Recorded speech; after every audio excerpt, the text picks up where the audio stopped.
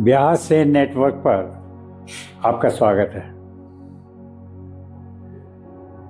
आज हम बात कर रहे हैं बिहार में शिक्षा के बारे में, शिक्षा के स्तर के बारे में। आमतौर पर चर्चा होती है कि बिहार में इंटेलेक्चुअल्स बहुत बड़ी संख्या में हैं और इसका उदाहरण दिया जाता है कि प्रशासनिक सेवाओं में बिहार से लोग चुने जाते हैं, ज़्यादा चुने जाते हैं। लेकिन देखने में ये भी आता है कि बिहार के लोग पलायन करते हैं और उस पलायन को रोकने का मुख्य विषय विभिन्न पार्टियों ने इस बार जो चुनाव हुए उसमें लिया था।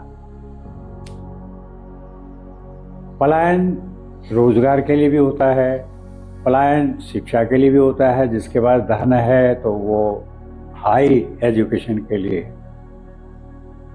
बिहार से बाहर जाता है, ऐसा देखने में आया है। आइए हम संजय कुमार जी को सुनते हैं। मैं संजय कुमार बिहार के वैशाली जिले से रहने वाला हूँ। तकरीबन 35 वर्ष से मैं दिल्ली शहर में रहता हूँ। मैंने अपनी शुरुआती पढ़ाई लिखाई वैशाली जिले में रख के ही किया था। उसके बाद मैं हायर एजुकेशन उच्च शिक्षा के लिए मैं तमिलनाडु चेन्नई में चला गया। मेरा अपना जो अनुभव है वो जब मैं बिहार में था, वैशाली जिले में, जब मेरी पढ़ाई लिखाई अपने गांव में चल रही थी, उस समय फिर भी हद तक शिक्षा का जो एक लेवल होता है वो फिर भी ब्लॉक में 1 या 2 स्कूल ऐसे होते थे जहाँ पे अच्छी पढ़ाई लिखाई की व्यवस्था है। लेकिन ये दूसरे जिलों में भी ये समस्या थी। एक तो बहुत बड़ी समस्या थी कि अच्छे स्कूल नहीं। हम लोग के पास जमीन जायदाद थी तो लोग खेती वगैरह, हमारे जो पेरेंट्स होते थे वो खेती वगैरह करते थे। तो मैंने देखा कि जो हमारे दादाजी जो खेती करते थे वो हमारे जो फादर पेरेंट्स जनरेशन है वो ही खेती, सेम टू सेम। जितना खेती उस समय होती थी उतना ही खेती उस समय भी होती थी। जो खेती हमारे दादा परदादा करते थे वही खेती जो है हमारे दादी चाचाजी लोग करते थे, और उतना ही करते थे जितना उनको आवश्यकता। ये हमने कभी नहीं देखा कि उसको इनकम के लिए या कुछ दृष्टिकोण से कुछ नए फसल या कुछ उस तरह के फसल की खेती हो जिससे कि इनकम बढ़े। ये थे संजय कुमार जो बिहार के हैं। प्राइमरी शिक्षा उन्होंने ज़रूर बिहार में ली, लेकिन बाद में हायर एजुकेशन के लिए वो चेन्नई चले गए। वहाँ से पिछले 35 वर्षों से वो दिल्ली में हैं। इसी संबंध में बात करने के लिए हमारे आज के मेहमान हैं doctor N P. Sen. Doctor N P. Sen visionary हैं, लेखक हैं और बिहार के लिए काफ़ी कुछ करना चाहते हैं। डॉक्टर साहब, आपका हमारे होम स्टूडियो में बहुत बहुत स्वागत है। मैंने जैसा कहा कि हम एजुकेशन पे बात कर रहे हैं। क्या आपको बिहार की एजुकेशन पर गर्व है?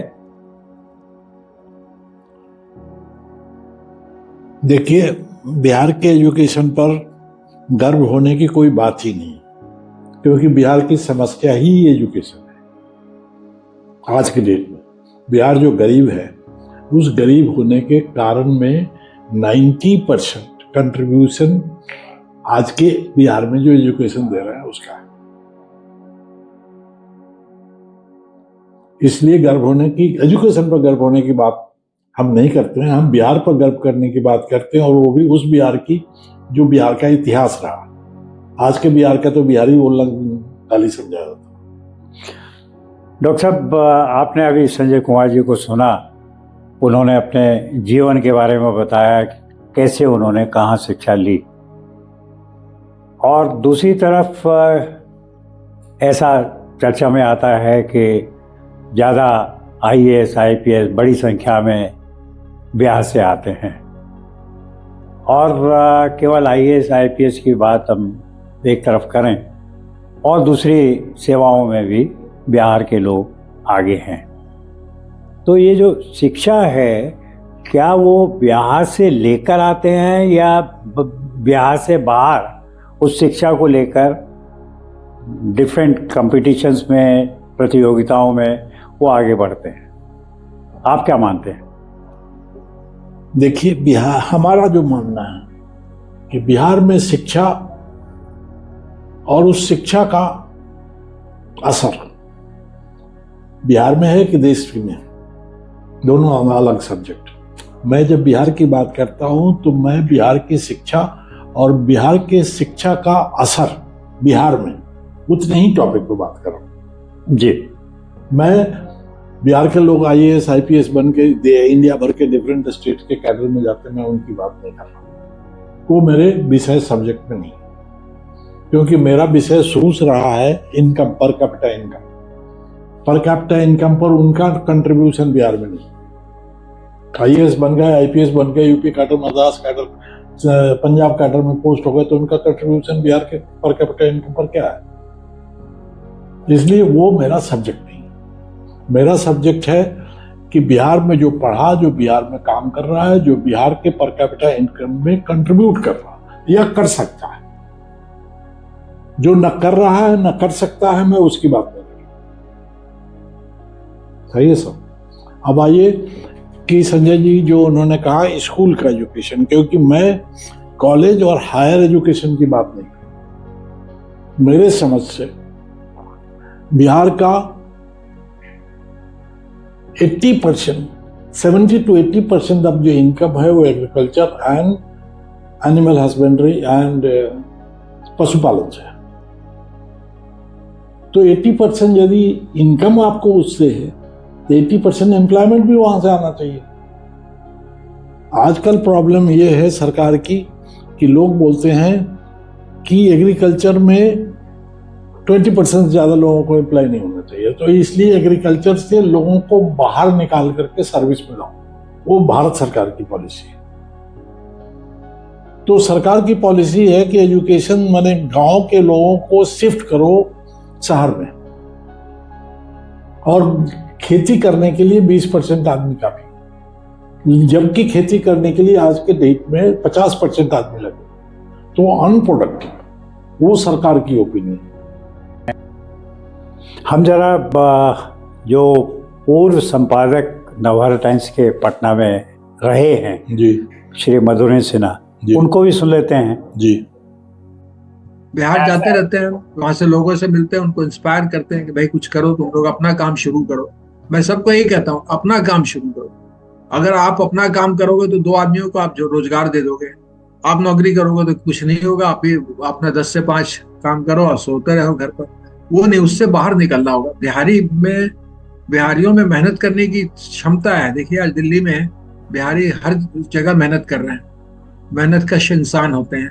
तो उनको एक दिशा देने वाली बात है कि आओ इस तरह का काम शुरू करो। बैंक में पैसा रख के कुछ नहीं होगा, और अपने बच्चों को पढ़ाओ जरूर, अच्छी पढ़ाई करो। पढ़ाई का है, ऐसा नहीं है कि स्टैंडर्ड गिरा हुआ है पढ़ाई की, तो वहाँ व्यवस्था काफी है, स्कूल कॉलेज सब खुले हुए हैं। तो उसको दें और कुछ रोजगार शुरू करवाएं। थोड़ा भी रोजगार शुरू करेंगे अगर लोग, उसका उससे फर्क पड़ेगा। रोजगार बहुत जरूरी है बिहार में। डॉक्टर साहब, ये थे मधुरेंद्र सिन्हा, नवभारत टाइम्स के पूर्व संपादक पटना में, पटना संस्करण के। क्या आप ये मानते हैं कि बिहार में शिक्षा में कुछ परिवर्तन हो सकता है? अभी हाल ही में बिहार के चुनाव हुए विधानसभा के, अगर मान लीजिए कि एक बार को आपको शिक्षा मंत्री वहाँ का नीतीश कुमार बना दें, तो आप क्या नीतियाँ शिक्षा के संबंध में बनाएंगे? सिन्हा साहब का YouTube पर मैंने देखा, उनमें एक बात कही जिसको हमें याद है और याद रहेगा कि पूर्णिया जिला में बैंक जी ने लोगों के पैसे लेने बंद कर दिए, क्योंकि वो पैसे को यूटिलाइज करने के लिए वो लोन देना पड़ेगा ना बैंक को। बैंक यदि डिपॉजिट ले लिया तो उस पैसे को लेके बैंक क्या करेगा? उस डिपॉजिट पर इंटरेस्ट देना, तो वो इंटरेस्ट तो कमाना पड़ेगा। और इंटरेस्ट कैसे कमाएगा बैंक? जब कोई लोन लेगा तब नहीं कमाएगा। तो बोलते हैं लोन, पैसा जमा करने वाले तो लोग हैं और लोन लेने वाले लोग नहीं, इसलिए बैंक ने पैसा जमा करना बंद कर दिया। अब इससे सवाल उठता है कि लोगों की शिक्षा जो है वो सिर्फ नौकरी करने के लिए है, नौकरी जनरेट करने के लिए नहीं है, या सेल्फ नौकरी करने के लिए नहीं। क्योंकि पढ़ाई का असर आज के डेट में, एक और यूट्यूब में मैंने देखा था कि एक व्यक्ति को नोबेल प्राइज मिला था कि एजुकेशन का आफ्टर इफेक्ट, माने आजकल लोग इस एजुकेशन कर रहे हैं, बच्चे एजुकेशन कर रहे हैं, फुल टाइम एजुकेशन में बिजी हैं, 10वां तक पढ़ा, फिर कॉलेज चले गए बाहर, सिटी के बाहर लौट के आए तो उनको खेत के बारे में पता ही नहीं, और खेती वो करना ही नहीं चाहते हैं क्योंकि तो अलग हो गए राइट फ्रॉम एजुकेशन। तो अब सवाल उठता है कि आप एजुकेशन का पर्पस ही डिफाइन नहीं, कि आप एजुकेशन क्यों दे रहे हैं और चाहते कुछ और हैं और सब्जेक्ट कुछ और है। इसलिए सबसे पहले तो समस्या है एजुकेशन में कि सरकार को पब्लिक पॉइंट ऑफ व्यू से एजुकेशन का पर्पस डिफाइन करना पड़ेगा। हम नहीं समझते हैं कि आज के सब्जेक्ट टीचर जो बिहार का पर कैपिटा इनकम बढ़ा सकता है उसके हिसाब से एजुकेशन डिजाइन है, उसके हिसाब से entire course content right from first to 10th has to be changed 100% of that, और it has to be made कि जो पढ़ाई हम कर रहे हैं वो रूरल इकोनॉमी में इस्तेमाल हो। अभी जो हम पढ़ाई कर रहे हैं उसके रूरल इकोनॉमी में इस्तेमाल करने का 1% भी सब्जेक्ट नहीं, इवन 1%। लेकिन दिक्कत तो वहाँ आती है कि पढ़ाई का पाठ्यक्रम बच्चे के पढ़ाई के दौरान लगभग 18-20 साल तो हम लगा सकते हैं कि 18-20 साल बच्चा पढ़ता है और पाठ्यक्रम उससे पहले तैयार हुआ होता है। 20 साल में 2 जनरेशन क्रॉस कर गई हैं।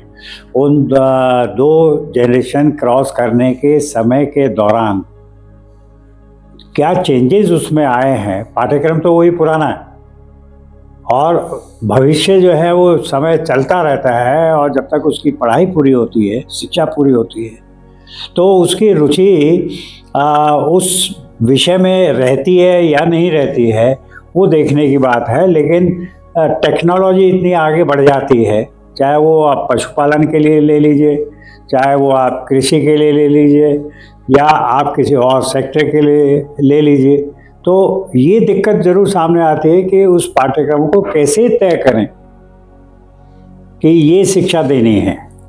श्रीकांत जी, मैं आपकी बात से सहमत हूँ। यदि आज से पाठ्यक्रम बदल भी दें तो उसका असर तो 20 साल के बाद आएगा। इसलिए पहला तो हमें ये सोचना पड़ेगा कि आज जो 50 लाख लोग हैं जो 10+2 ग्रेजुएट करके बैठे हुए हैं, उनको कैसे चेंज किया जाए, उनको कैसे यूटिलाइज किया जाए, वो पहला सब्जेक्ट है। उसके लिए हमारी सोच है कि ये जो 50 लाख लोग हैं जिसको जीजन बोलते हैं, उनका एजुकेशन क्या हुआ है और उनकी एप्टीट्यूड क्या है। यदि उनकी एप्टीट्यूड है कि मैं फिल्म में हीरो बनूंगा तो मैं उनसे काम नहीं करा सकता। यदि उनकी एप्टीट्यूड IAS बनने का है तो मैं उनसे काम नहीं करा सकता। यदि उनकी एप्टीट्यूड डॉक्टर बनने का है तो मैं उनसे कंपाउंडरी नहीं करा सकता। क्वेश्चन ये है कि एप्टीट्यूड जो उनको 20 साल का, 18-20 साल के तो हो ही गए, जो कि ये 50 लाख लोग जो हैं वो 18-20 साल में उनकी एप्टीट्यूड क्या बनी है, वो सोसाइटी ने बनाई है कि सोसाइटी क्या चाहता है, उसके फादर क्या चाहते हैं, उसकी फैमिली क्या चाहती है। यदि वो मैरिजेबल एज में है तो उसका मैरिज मार्केट में वैल्यू क्या है, ये उस पर उसकी एप्टीट्यूड बनती है। तो हमें उसमें से, इस 50 लाख में से ऐसे 10 लाख जरूर होंगे जिनकी एप्टीट्यूड होगी कि हम जो कर सकते हैं वो करें। बहुत लोग तो सपने देखते हैं, सपने देखने वाले को हम चेंज नहीं कर सकते हैं, वो सपना देखे, हम कुछ नहीं कर सकते। लेकिन उसमें से जो सपना देखने वाले नहीं है, जो प्रैक्टिकल है, मैं उनकी बात करता हूँ। उनको 6 महीने 1 साल का वोकेशनल ट्रेनिंग देकर के उनको सेल्फ एम्प्लॉयमेंट में एंगेज किया जा सकता है स्टार्टअप में, जिसके लिए सरकार ने बहुत सी स्कीम बना रखी है। उसका यूटिलाइजेशन करने के लिए आज के डेट में कोई बिहार में सोचता भी नहीं है, और सोचता है तो सपोर्ट नहीं है।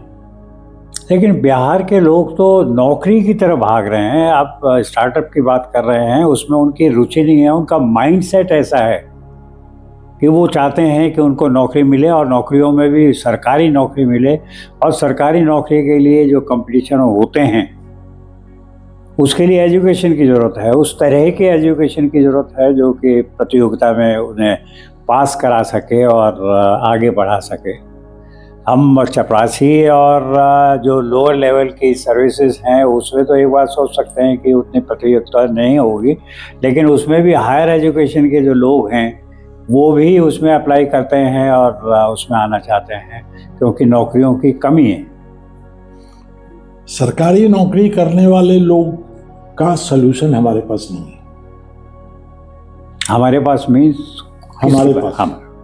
हमारे पास उसका सलूशन नहीं है। लेकिन विचार तो हो सकते हैं आप ना।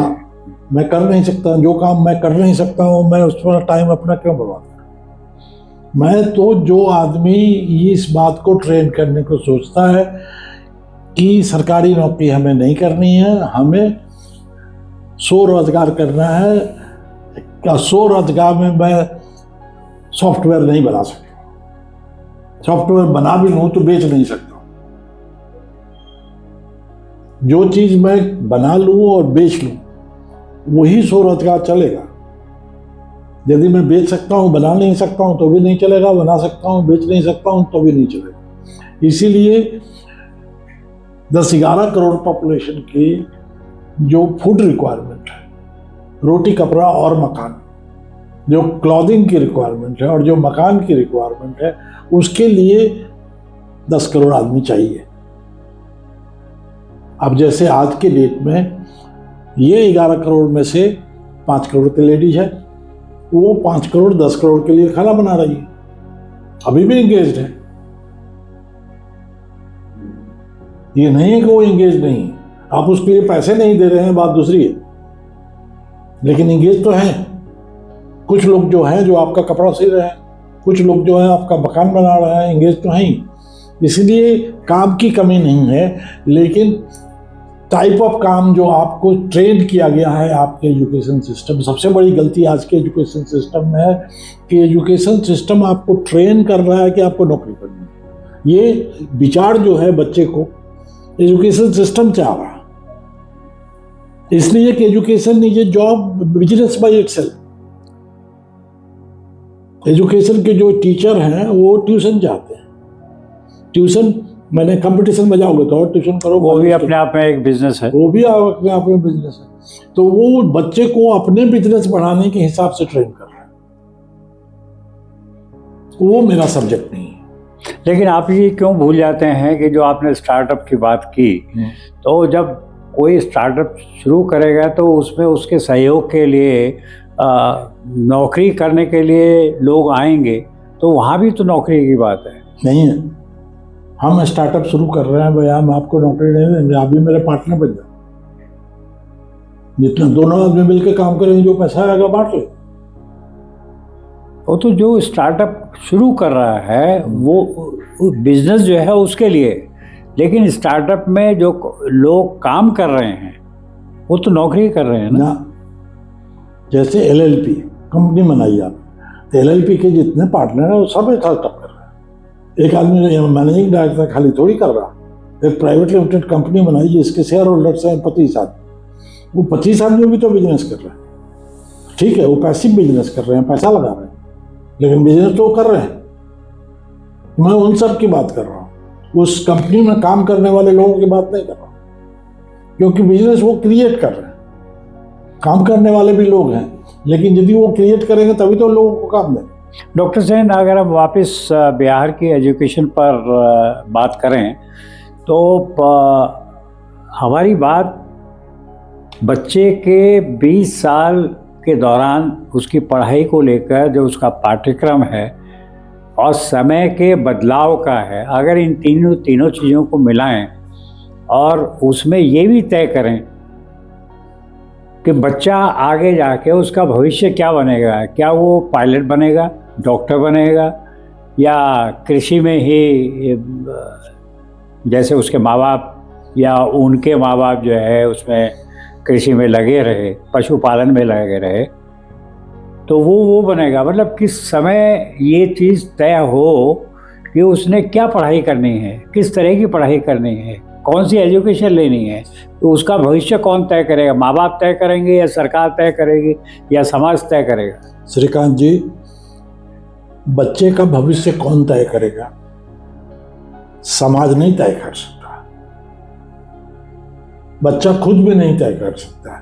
बच्चे का भविष्य तो बच्चे का माता पिता ही तय कर सकते हैं। अब सवाल उठता है कि बच्चे का माता पिता का लेवल क्या है, वो एजुकेटेड है कि नहीं है, वो लिटरेट है कि नहीं है, फर्स्ट जनरेशन एजुकेशन में है कि सेकंड जनरेशन एजुकेशन है कि थर्ड जनरेशन एजुकेशन है।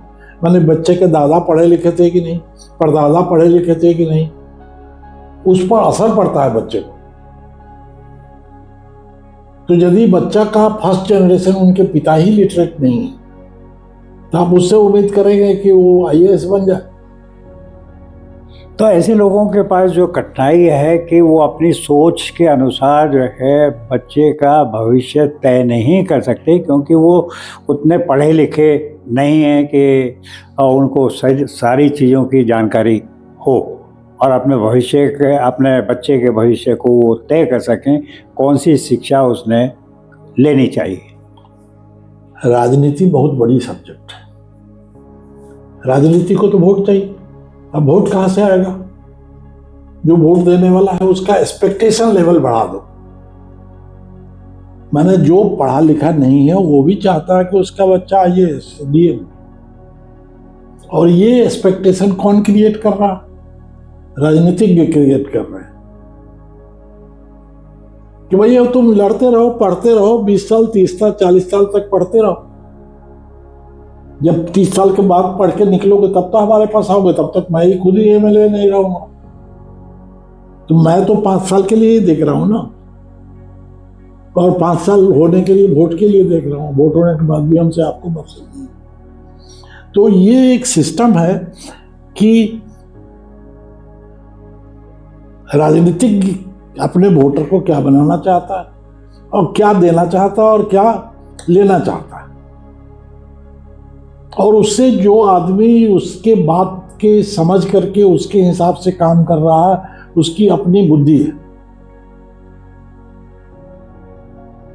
एक कहावत है कि 2 पैसा दे दो उसको बुद्धि मत दो। तो वो सवाल उठता है कि लोग क्या हैं, और उसको बेसिक प्रॉब्लम तो वही है कि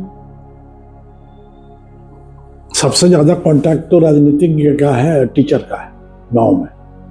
सबसे ज़्यादा कांटेक्ट तो इसी 2 आदमी का है गांव में, और ये 2 आदमी के कांटेक्ट में पेरेंट्स। तो पेरेंट और टीचर मिलकर के डिसाइड कर सकते हैं, डिसाइड नहीं कर सकते हैं, टेलर मेड कर सकते हैं कि इसको लड़के को कितना पढ़ा। तो हम नहीं समझते हैं, जैसे अमेरिका में भी लड़कियां लड़के डॉक्टरी नहीं पढ़ना चाहते हैं, बोलते हैं 30 साल तक कौन पढ़ेगा। अमेरिका में सब डॉक्टर तो इंडियन है, क्योंकि इंडियन लोग यहाँ से पढ़ने जाते हैं 20 साल के बाद, तो 30 साल तक पढ़ करके वो फिर डॉक्टरी करने लगते हैं। अमेरिकन नहीं करता। अमेरिकन तो बोलता है कि 20 साल पढ़ लिए भाई, अब तो हम तो एंजॉय करने का टाइम है, हमको गर्लफ्रेंड चाहिए, हमें पिक्चर देखना चाहिए, हमें करना है। वो तो नहीं कर रहा। हायर एजुकेशन में अमेरिकन आदमी है ही नहीं। हायर एजुकेशन में फर्स्ट में इंडियन है या चाइनीज है, देन बाकी कंट्री के लोग हैं अमेरिका में। तो इंडिया में तो प्रॉब्लम है कि हायर एजुकेशन ही है, लोअर एजुकेशन कोई करना ही नहीं चाहता। तो डॉक्टर साहब, हम ये मान के चलें जैसे बिहार की जनता सोचती है, जो उसका माइंडसेट है कि जो स्थिति है वो स्थिति वही रहेगी, क्योंकि हम ये देखते हैं कि जो जिस पॉइंट से हम चलते हैं और आगे चलते जाते हैं और वापस उसी पॉइंट पर पहुंच जाते हैं। ये एक विशेष सर्कल है जो एक दूसरे से जुड़ा हुआ है और पहुंचाता कहीं नहीं है। सही है। जलेबी है, जलेबी में दो चीज है कि आपस में घूमते रहिए लेकिन खाने में मीठा है इसलिए उसके पीछे रहते हैं जी। तो वो मीठा चीज खाएंगे तो आप मीठा चीज रहेंगे, मिर्ची खाइए फिर पता लगेगा क्या करना है। जलेबी के पीछे रहेंगे तो पता नहीं लगेगा क्योंकि तो खाने में अच्छा लगता है। तो बिहार का आम आदमी तो फिर मिर्चा खा रहा है और जो ऊंचा आदमी है वो मिठास ले रहा है। सवाल तो उठता है कि बिहार की जनता का एक कहावत है ना इलेक्शन के डेमोक्रेसी में, you deserve the government you what you are. तो जब आपको गवर्नमेंट अभी मिली है, अच्छा है, let us see what they do. लेकिन गवर्नमेंट का काम है कि पब्लिक ओपिनियन बदले। ये मैं नहीं बदल सकता हूँ, मैं तो यार दो ही आदमी पब्लिक ओपिनियन, या तो रिलीजियस लीडर है वो पब्लिक ओपिनियन बदल सकता है, या पॉलिटिशियन है जो पब्लिक ओपिनियन बदल सकता है। मैं किताब लिख के पब्लिक ओपिनियन नहीं बदल सकता, मेरी किताब कौन पढ़ता है। तो सवाल उठता है कि पब्लिक ओपिनियन बदलना है, इतना आसान काम नहीं है। जो पब्लिक ओपिनियन लास्ट 1000 साल के गुलामी में, 1000 साल की गुलामी, 200 साल की नहीं, जो अंग्रेज की गुलामी में, उससे पहले की भी है, 1000 साल मुगलों के समय की है। 1000 साल की गुलामी के बाद जो पब्लिक ओपिनियन बना है वो 10 साल में या 50 साल में तो नहीं चेंज हो जाएगा। डॉक्टर साहब आपका बहुत बहुत धन्यवाद। आप आए, आपने बिहार की शिक्षा के संबंध में बहुत सारी जानकारी दी और बहुत अच्छे सुझाव भी दिए। कुल मिला के हम ये देखते हैं कि बिहार की जनता का जो माइंडसेट है उसको कोई नई डायरेक्शन नहीं मिल पा रही है। वहाँ का जो वर्गीकरण है जनता के बीच में, एक वर्ग शिक्षा के लिए या दूसरी सुख सुविधाओं के लिए बिहार से बाहर जाने के लिए उसके पास रास्ते हैं, एक वर्ग ऐसा है जिसका माइंडसेट ये तय कर चुका है कि उसे बाहर निकलने का उसके पास कोई रास्ता नहीं है, ना उसके पास पैसा है, सुख सुविधा नहीं है, अपने बच्चों को अच्छी एजुकेशन देने के लिए कोई तरीका उसके पास नहीं है।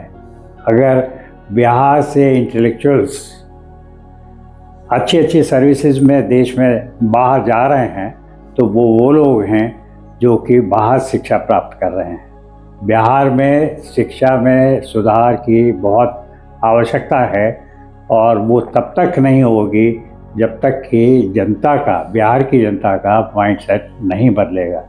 तो ये आवश्यकता है कि बिहार की जनता अपना माइंडसेट बदले, वो भी ऊंचे पदों पर पहुंच सकते हैं, ऐसा आम जनता को बिहार की सोचना चाहिए। इससे पहले कि हम आज का कार्यक्रम संपन्न करें, मैं अपने दर्शकों से अनुरोध करूंगा जो बिहार से नेटवर्क पर पहली बार आए हैं वो हमारा चैनल बिहार से नेटवर्क सब्सक्राइब करना ना भूलें, बेल आइकन भी दबाएं और जो आपके कमेंट्स हैं वो कमेंट बॉक्स में डालें। जो आपको आपके सुझाव हैं उन सुझावों पर हम निश्चित रूप से नए मेहमानों को लाकर नई जानकारी आपको देंगे और हमारे वीडियोस, बिहार से नेटवर्क के वीडियोस शेयर करना ना भूलें और हमारे साथ बने रहें। धन्यवाद। नमस्कार।